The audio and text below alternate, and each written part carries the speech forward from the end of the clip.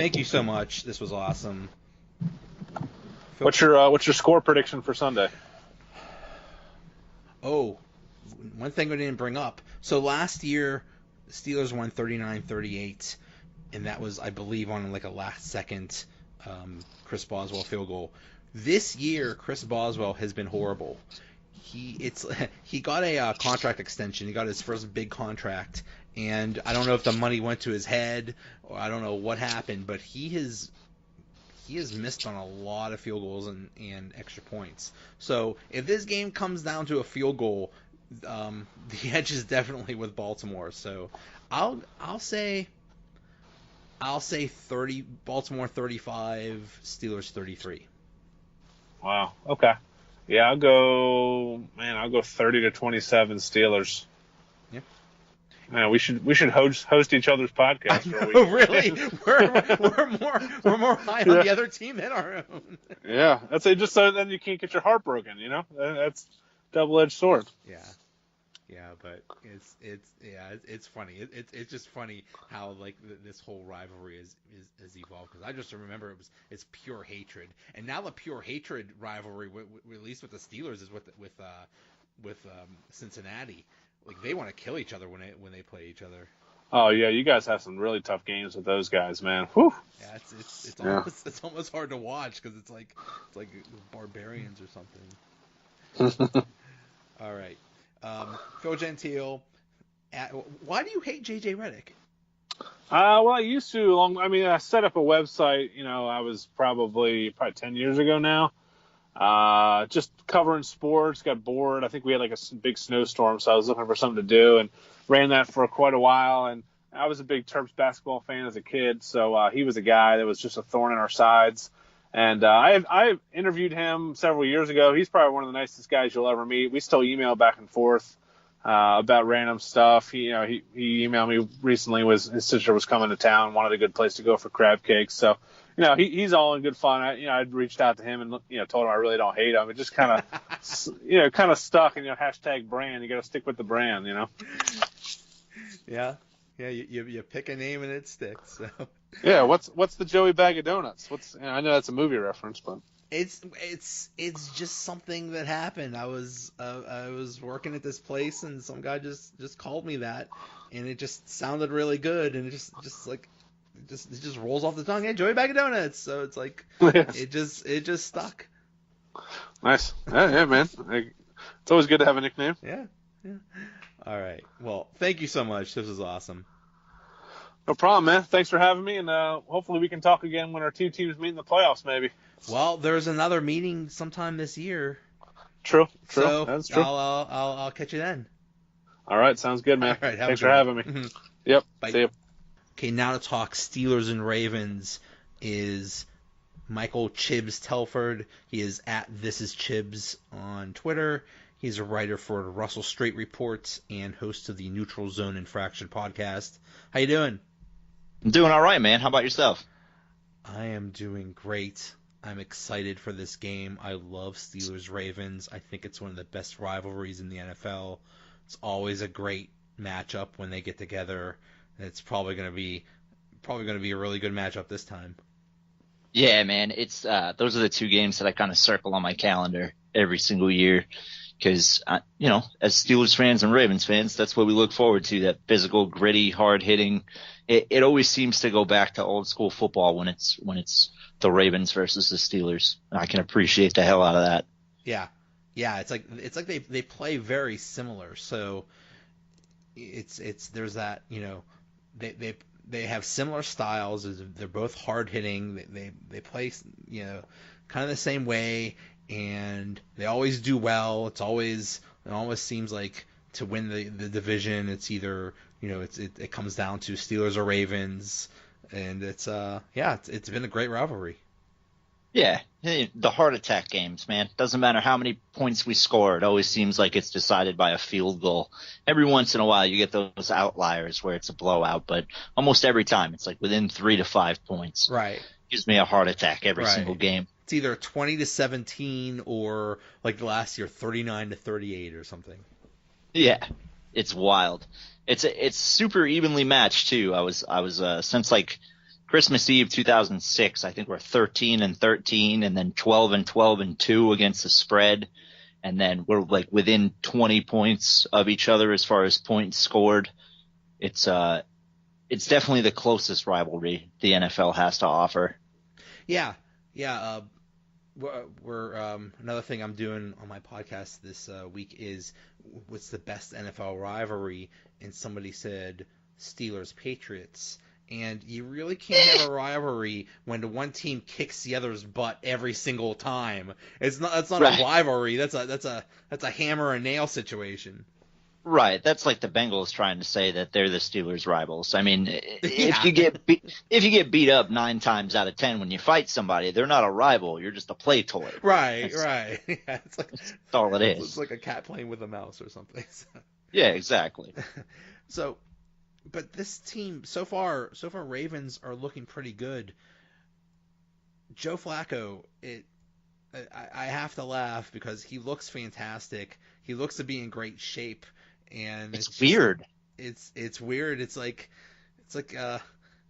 funny what hiring your replacement will do for you for your off-season regimen. All right, not just hiring the replacement, but I mean he's finally totally healthy after that fiasco in 2015. He's got a dedicated QB coach again, and I think the biggest thing obviously is that he finally has some weapons around him. I mean, Michael Crabtree, John Brown, Willie Snead is a nice little complimentary set. Not really, star-studded cast, but he's got people that can go out and make plays for him, which is something that he hasn't had since, he had an elderly Steve Smith a couple years back. But since then, there's been Rashad Perriman? Come on. Yeah, that's always been a trait of the Ravens is just the wide receivers in general just were not very good. Yeah, I mean, Steve Smith was okay, but he was about 300 years old, and we had Mike Wallace. We Steelers know he's no good, but now, I mean, there's some solid options. Yeah, Crabtree, John Brown, Willie Snead, even Mark Andrews is looking pretty good. So, yeah, a lot of options there. I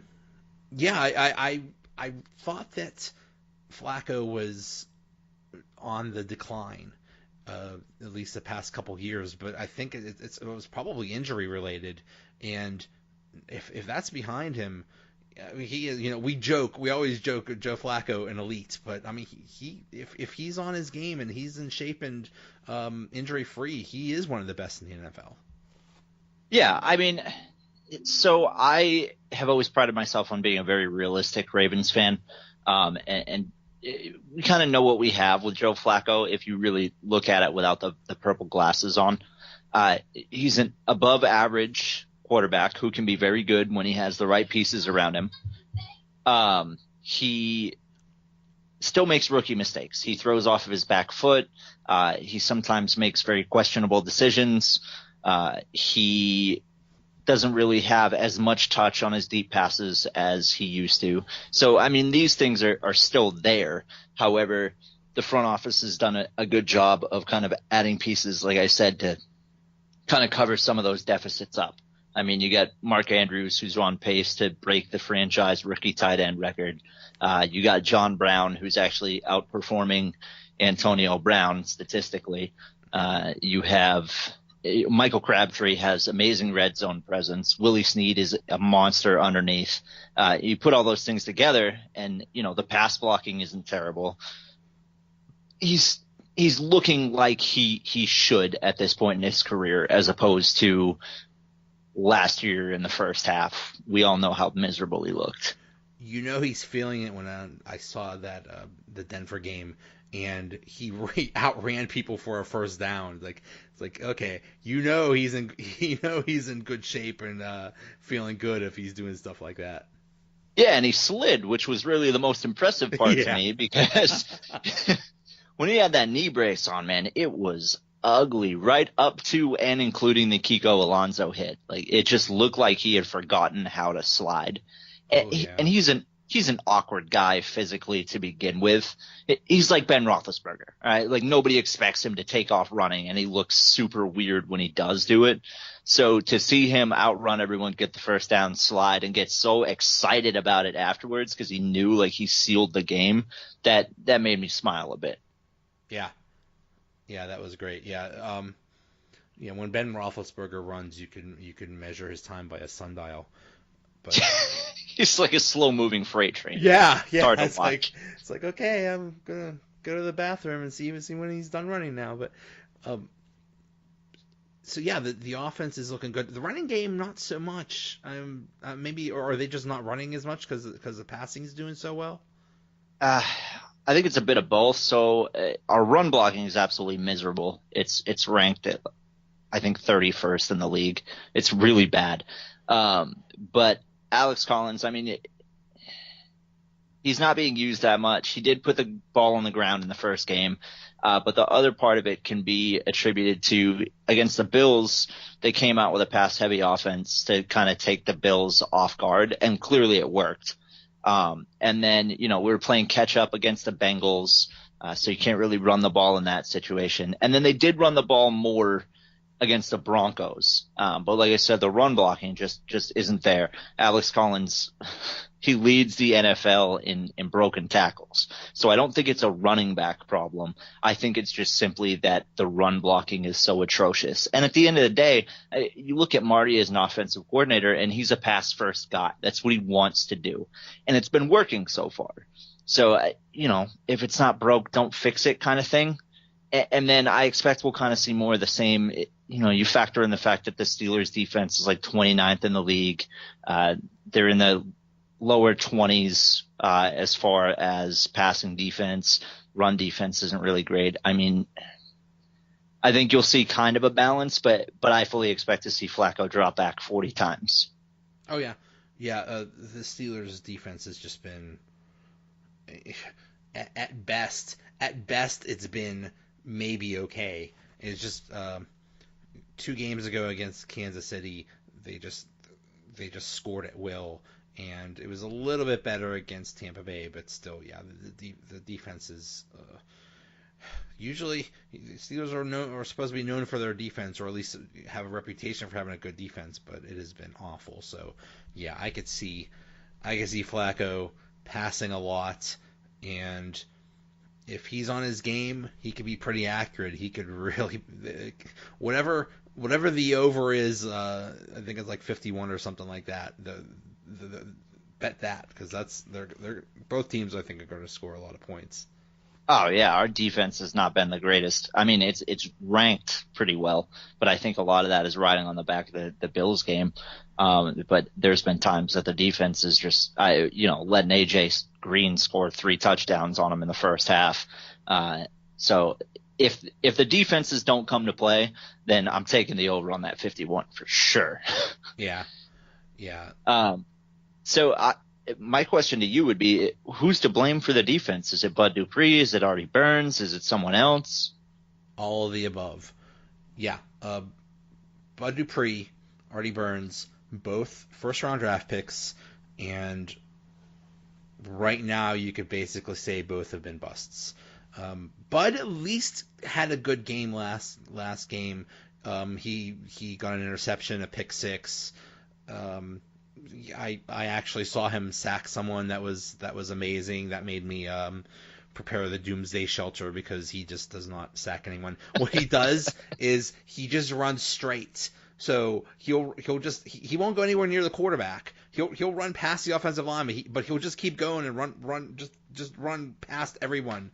And like I don't know, like there's something in the end zone, or something in the runway that he really needs to get to, but he usually gets nowhere near the quarterback. He just has like one move, just run fast and go nowhere near where he's supposed to go. And then Artie Burns has been a total disaster. It's so bad that he has to split time with 2 other guys, and it's basically a tryout situation. It's basically right. Let's when see one of those guys is Cody Sensabaugh. I mean, Exactly. you're not doing too well. Exactly. If things are so bad that you're thinking about putting Cody Sensabaugh in, and Cody Sensabaugh is absolutely horrible, and it's a known that he's absolutely horrible, and you can't even beat him out, that is really bad. And I mean, those were 2 first-round draft picks, and when those are busts, that just leaves huge holes. So yeah, it's